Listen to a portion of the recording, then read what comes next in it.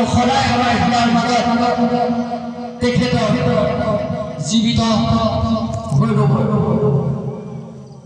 জুবিন গাৰ্গ মাত্ৰ এজন শিল্পী নহয়, এজন গায়ক নহয়, এজন অভিনেতা নহয়, তেখেত আছিল মানৱ প্ৰেমী আৰু প্ৰকৃতি প্ৰেমী। জুবিন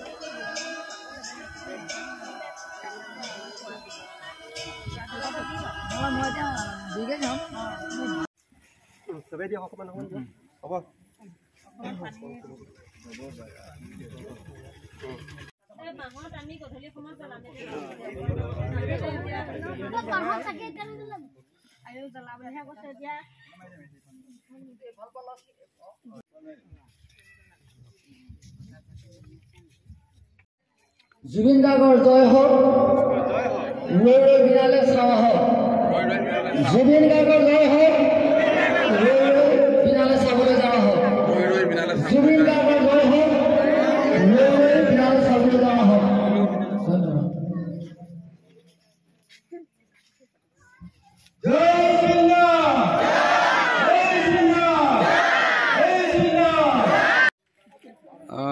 সাংস্কৃতিক পথাৰখনত আপোনালোকে বহুতো ত্যাগ স্বীকাৰ কৰিছে ইতিমধ্যে অসমৰ প্ৰজন্মৰ বাবে। আজি জুবিন গাৰ্গ আমাৰ মাজত নাই, আপোনাৰ অনুভৱ? জুবিন এটা সত্তা, অসমৰ বাবে জুবিন এটা সম্পদ আছিল। অকল অসমৰ বাবেই নহয়, ভাৰতৰ বাবে, বিশ্বৰ বাবে। কাৰণ সেইকাৰণে আজি বিশ্ববন্দিত এজন শিল্পী আমি ঘটনাক্ৰমেই হওক বা স্বাভাৱিক কাৰণতেই হওক আমি হেৰুৱাবলগীয়া হ'ল অতি কম বয়সতে। জুবিন আৰু অন্ততঃ 30-40 বছৰ জীয়াই থাকিব লাগিছিল, তেতিয়া হয়তো অসমৰ বহু অভাৱ পূৰণ হ'লহেঁতেন। অকল গীতেৰেই নহয়, তেওঁ বহু দুখীয়া প্ৰজন্মক বা দুখীয়া লোকক সহায় কৰি তেওঁ যথেষ্ট দানী এজন ব্যক্তি হিচাপে পৰিগণিত হৈছিল। আৰু তদুপৰি জুবিন এনেকুৱা এটা সত্তা, যি মুখ মেলিলে এটা গানৰ সৃষ্টি হয়, যিজনে মুখত বেলেগে আকৌ সুৰ দিবলৈ দৰকাৰ নাই, যিজনে একেদিনাখনৰ ভিতৰত 27টা গান যি ৰেকৰ্ড কৰিব পাৰে। সৰ্বসাধাৰণতে এজন শিল্পীয়ে এটা গান ৰেকৰ্ড কৰিবলৈ অন্ততঃ এসপ্তাহ সময় লাগে। তেনে ক্ষেত্ৰত জুবিনে একেদিনাই 27টা গান ৰেকৰ্ড কৰা মানে আল্টিমেটলি তেওঁ মুখ মেলিলেই এটা গানৰ সৃষ্টি হয়। তেনে এজন অসম সম্পদক আমি হেৰুৱাই অত্যন্ত আমি দুখত ভাগি পৰিছোঁ। আৰু আমি আশা কৰিম যে জুবিনৰ ন্যায়টো আমাক অতি প্ৰয়োজন, যিহেতু তেওঁ ঘটনাক্ৰমেই হওক বা স্বাভাৱিক মৃত্যুৱেই হওক, কিন্তু অসমবাসীক মানে আশ্বস্ত কৰিব পৰাকৈ আদালতে যাতে আমাক ন্যায় দিয়ে, তাৰ প্ৰতি আমি এই মঞ্চৰ পৰা আহ্বান জনাইছোঁ সকলো মানে আইনী প্ৰশাসনলৈ। আৰু শেহতীয়াকৈ আমি এনেকৈ ভাবিছোঁ যে শিল্পী এজন জীয়াই থাকে তেখেতৰ কৰ্মৰাজিৰ কাৰণে। কাৰণ তেওঁ মৃত্যু হ'লেও তেখেতৰ কৰ্মৰাজি যদি আমাৰ মাজত থাকে, তেতিয়াহ'লে আমি সদায় শিল্পীজনক অমৰ কৰি ৰাখিব পাৰিম। আৰু আমি আশা কৰিম যে অসমবাসীয়ে নালাগে, ভাৰতেও জুবিনক তেখেতৰ যিখিনি কৰ্মৰাজি, সেই কৰ্মৰাজিৰ দ্বাৰাই তেখেতক জীয়াই ৰাখিব পাৰিব। আৰু এটা কথা কি, জুবিন জীয়াই থকা অৱস্থাত তেওঁ যিমান তেওঁৰ কাৰ্যকৰ্মখিনি আমি অসমবাসীয়ে জানিছিলোঁ, মৃত্যুৰ পাছত কিন্তু আমি তাতকৈ বেছি জানিছোঁ। কাৰণ ডিজিটেল মাধ্যমৰ যোগেদিয়ে হওক বা অন্য কিবা নিউজ চেনেলৰ যোগেদিয়ে হওক তেওঁৰ কিছুমান কাৰ্য সুপ্ত হৈ আছিল, সকলো অসমবাসীয়ে জনা নাছিল। কিন্তু মৃত্যুৰ পাছত দেখা গ'ল যে সকলোৱে তেওঁৰ যিখিনি সৃষ্টিৰাজি গোটেইখিনি উজাৰি দিয়াৰ পাছত অসমবাসীয়ে বুজি পাইছে যে জুবিন এজন ব্যক্তি নহয়, তেওঁ এজন ভগৱান প্ৰদত্ত ব্যক্তি। গতিকে তেওঁৰ কৰ্মৰাজিয়ে অকল অসমক নহয়, ভাৰতক নহয়, বিশ্বক মণ্ডিত কৰিব বুলি আশা কৰি মোৰ চমু বক্তব্য সামৰণি মাৰিছোঁ।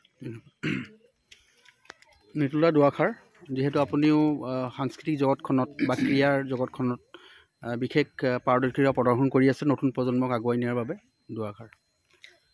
জুবিন গাৰ্গৰ বিষয়ে ক'বলৈতো বহুত আছে, কিন্তু সৰ্বজনে জানে জুবিন গাৰ্গ কোন, কি আছিলে। আজি জুবিন গাৰ্গক হেৰুৱাই অসমীয়া জাতিটো মেৰুদণ্ডহীন হোৱাৰ নিচিনা হৈছে। জুবিন গাৰ্গ অকল গানেই নহয়, চিনেমাই নহয়, জুবিন গাৰ্গে অসমীয়া জাতিটোক বিশ্ব দৰবাৰত প্ৰতিষ্ঠা কৰিবলৈ অহৰহ চেষ্টা চলাইছিলে। মানৱদৰ্দী শিল্পী জুবিন গাৰ্গ কিমান মানুহক সহায় কৰিলে, কিমানৰ বাবে কাম কৰিলে। আজি অসমখনত এটা সিংহৰ নিচিনা আছিলে, সিংহৰ দৰে গুজৰিছিলে। আৰু অসমৰ যি নতুন প্ৰজন্ম এনেকুৱা আছিলে, আজি জুবিন গাৰ্গে যদি ক'লেহেঁতেন সকলো ৰাস্তালৈ ওলাই আহক, সকলো ওলাই আহিলহেঁতেন।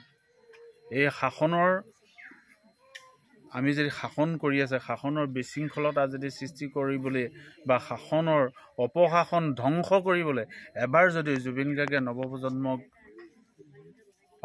অনুৰোধ কৰিলেহেঁতেন বা আদেশ দিলেহেঁতেন, কিন্তু নৱপ্ৰজন্ম তেনেকৈ ওলাই আহিলহেঁতেন। আজি জুবিন গাৰ্গক হেৰুৱাই আমি সকলো ম্ৰিয়মান। আৰু আমি খালি এটা কথাই কৈছোঁ যে জুবিন গাৰ্গক আমি ভৱিষ্যতলৈ আমি জীয়াই ৰাখিবলৈ হ'লে তেখেতৰ কৰ্মৰাজি আমি সন্মান জনাব লাগিব। আহক আমি অসমৰ সকলো ৰাইজে জুবিন গাৰ্গৰ কৰ্মৰাজি সন্মান জনাই জুবিন গাৰ্গক আমাৰ মাজত ভৱিষ্যতৰ বাবে অমৰ কৰি ৰাখক। ধন্যবাদ।